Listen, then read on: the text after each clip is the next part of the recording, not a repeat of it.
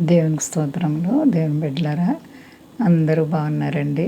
దేవాతి దేవుని యొక్క మహాకృప చేత మన బ్రతుకుల్లో దేవుడు అనుదినము చేసే ప్రతి మేళ్ళకి ఆయనకి కృతజ్ఞత స్తుతులు చెల్లిస్తున్నాను. అంతా క్షేమంగా ఉన్నారు కదండి. ఈరోజు దేవుని వాగ్దానం కీర్తనల గ్రంథము 130వ కీర్తన 7వ వచనం. యెహోవా మీద ఆశ పెట్టుకొనుము, యెహోవా యొద్ద కృప దొరుకును, ఆయన యొద్ద సంపూర్ణ విమోచన దొరుకును. దేవునికి స్తోత్రం. హల్లెలూయా. ఎంత గొప్ప వాగ్దానమో చూడండి. అద్భుతమైనటువంటి దేవుని సందేశం మన హృదయాల్లో ఎల్లప్పుడూ కూడా భయభక్తులు కలిగి ఉండేటువంటి విశ్వాసాన్ని సంపాదించుకోవాలి. ఇక్కడ చూస్తే యెహోవా మీద ఆశ పెట్టుకొనుము. మానవ జీవితంలో ఏదో ఒక ఆశ మనం కలిగి ఉంటాం, కానీ మనుషుల మీద ఆశపడతాం. ఫలానా వారైతే నాకు ఫలానా విధంగా చేస్తారు, ఫలానా వారైతే నాకు ఫలానా విధంగా చేస్తారని మనుషుల వైపు చూస్తాం. కానీ దేవుని యొక్క వాక్యం మనతో మాట్లాడుతుంది.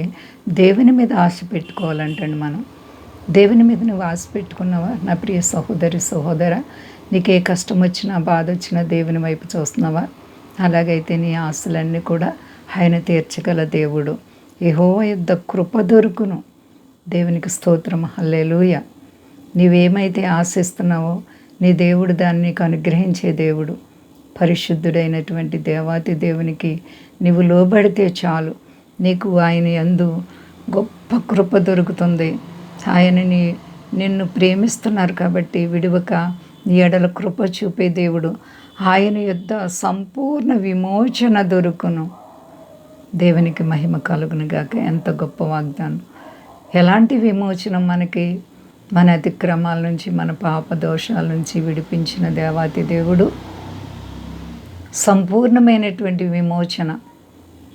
మనల్ని ఎవరు కూడా విమోచించలేరండి, దేవుడు తప్ప. ఏ మానవుల దగ్గర మనకి విముక్తి లేదు.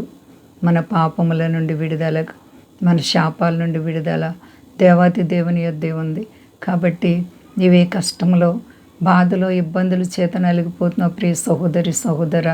నీ ఆర్థిక పరిస్థితులు, నీ రుణ బాధలు, నీ వ్యాధి బాధలు, నీ చింత యావత్తు దేవుని మీద వేసుకో. యెహోవా మీద ఆశ పెట్టుకో.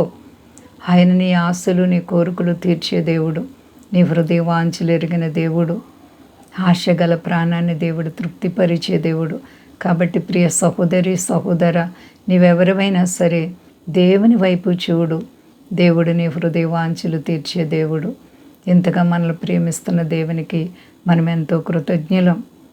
ఎంత నమ్మదగిన దేవుడు. దేవునితోనే మనస్సుని పరిపూర్ణత చేసుకుంటే ఆయన నీ కష్టాల్లో ఆదరించే దేవుడు.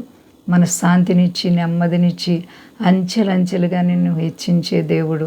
పరిపూర్ణమైనటువంటి విముక్తి, విమోచన దేవుని యొద్ద ఉంది. కాబట్టి దేవునితో నీ జీవితాన్ని కట్టుకున్నావా? నీ జీవితంలో ఎలాంటి అవసరతలున్నా దేవాతి దేవుడు తీర్చగలనని వాగ్దానం చేస్తున్నారు. కాబట్టి ఎవరు భయపడకండి. అంతా క్షేమంగా ఉన్నారండి. ప్రార్థించుకుందాం.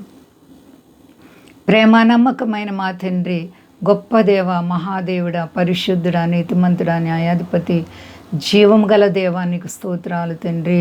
పగటికి పగలు, రాత్రికి రాత్రి మమ్మల్ని కాపాడుచున్నావు. మా దేశాన్ని, దేశ నాయకులను కాపాడండి. మా దేశ ప్రజలందరినీ రక్షించండి. యేసు నీకు స్తోత్రాలు, వందనాలు ప్రభువా. నమ్మదగిన దేవ, మా కొరకు ఈ లోకానికి వచ్చి రక్తం కార్చి ప్రాణం పెట్టిన దేవ, నీకు స్తుతులు చెల్లిస్తున్నాను ప్రభువా. సర్వాధికారి, ముఖ్యంగా నాయన మీ యొక్క దాసులను, దాసురంటలను కాపాడండి. కష్టాలు, బాధలు, రుణాలు, ఆర్థిక పరిస్థితులు, ఆయా చిక్కు సమస్యల్లో ఇబ్బందుల చేత నలిగిపోతున్న ప్రతి బిడ్డలకు యేసు నామములో విడుదల కలుగును గాక. రోగులైతే ముట్టి బాగు చేయవని బిడ్డలను దీవించండి. విద్యార్థులను కాపాడండి. సర్వమానవాళి యొక్క హృదయ వాంఛలు తీర్చండి. దేశాల మీద శాంతి, నెమ్మది, భద్రత ఇవ్వండి. యుద్ధముల ఆపువాడ సమాధానపరచండి. సహాయం చేయి. మహిమ పొందు. శక్తి గలేసైనామని అడుగుచున్నాను తండ్రి. ఆమేన్. అందరికీ వందనాలండి. మా కొరకు, పరిచయ కొరకు అందరూ ప్రార్థించండి. ప్రభువారు మిమ్ములను, మీ బిడ్డలు, మీ కుటుంబాలను దీవించి ఆశీర్వదించును గాక. ఆమేన్.